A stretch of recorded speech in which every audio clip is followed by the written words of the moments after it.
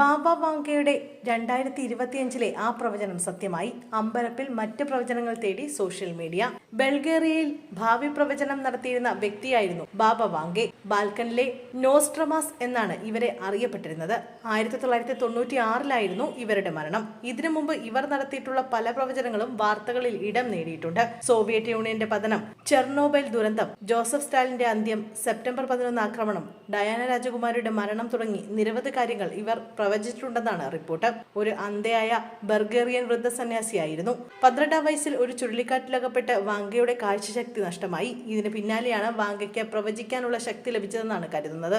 അതേസമയം 2025 സംഭവിക്കുമെന്ന് ഇവർ പ്രവചിച്ചിരുന്ന ചില കാര്യങ്ങൾ സത്യമായ തരത്തിലാണ് ഇപ്പോൾ സോഷ്യൽ മീഡിയ ഉൾപ്പെടെ ചർച്ചകൾ പുരോഗമിക്കുന്നത്. 2025 ഭൂമിയിൽ ഭീകര ഭൂകമ്പങ്ങൾ ഉണ്ടാകുമെന്ന് ബാബ വാങ്കെ പ്രവചിച്ചിരുന്നു. ഈ ആഴ്ച മ്യാൻമാറിലുണ്ടായ ശക്തമായ ഭൂകമ്പം വാങ്കയുടെ പ്രവചനവുമായി ബന്ധിപ്പിക്കുകയാണ് സോഷ്യൽ മീഡിയയിൽ ഒരു ഭാഗം ഇപ്പോൾ. ഇതോടെ 2025 വാങ്കയുടെ മറ്റു പ്രവചനങ്ങൾ എന്തൊക്കെയാണെന്നും ആളുകൾ അന്വേഷിച്ചു തുടങ്ങി. യൂറോപ്പിൽ ഒരു യുദ്ധമുണ്ടാകും എന്നതാണ് വാങ്കയുടെ പ്രവചനങ്ങളിലൊന്ന്.